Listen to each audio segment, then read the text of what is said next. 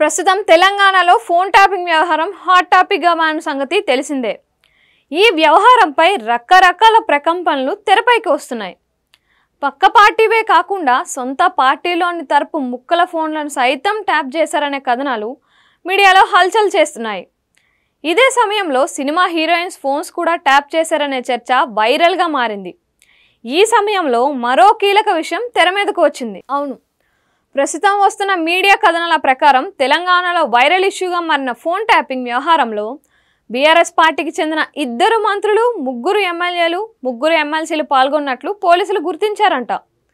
ప్రస్తుతం ఈ విషయం తెలంగాణలో హాట్ టాపిక్గా మారింది. దీంతో ఆ 2 మంత్రులు, మిగిలిన ఆ 6 నేతలు ఎవరనేది ఇప్పుడు అత్యంత ఆసక్తికరంగా మారింది.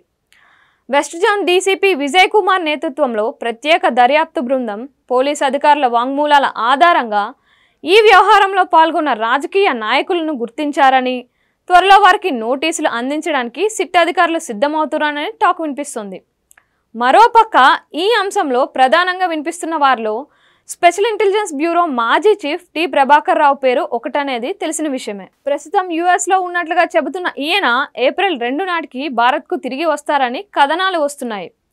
దీంతో అతనికి నోటీసులు అందించి స్టేట్మెంట్ను రికార్డ్ చేయాలని పోలీసులు భావిస్తున్నారన్న వార్త గట్టిగా వినిపిస్తుంది. తాజాగా సిట్ అధికారులు జరిపిన విచారణలో సీనియర్ పోలీస్ అధికారులు భుజంగరావు, తిరుపతన్న, ప్రభాకర్ ఆదేశాల మేరకు నడుచుకున్నారని, రిటైర్డ్ డీఎస్పీ రాధాకిషన్ రావు, సస్పెండ్ అయిన డీఎస్పీ ప్రణీత్ రావులతో కలిసి ప్రభాకర్ రావు ఆదేశాల మేరకు వివిధ ప్రదేశాల్లో 11 వార్ రూమ్లను ఏర్పాటు చేసి ఫోన్ ట్యాపింగ్కు పాల్పడ్డారని కథనాలు వస్తున్నాయి. దీంతో ఈ విషయం రోజురోజుకి వైరల్గా మారుతోంది. పైగా తాజాగా బీఆర్ఎస్ పార్టీకి చెందిన 2 మంత్రులు, 3 ఎమ్మెల్యేలు, 3 ఎమ్మెల్సీల పాత్ర కూడా ఉందంటూ మీడియాలో వస్తున్న కథనాలు మరింత ఆసక్తిగా మారుతున్నాయి. మరి ఈ వ్యవహారం ఎలా కొలిక్కి రాబోతుంది అనేది వేచి చూడాలి.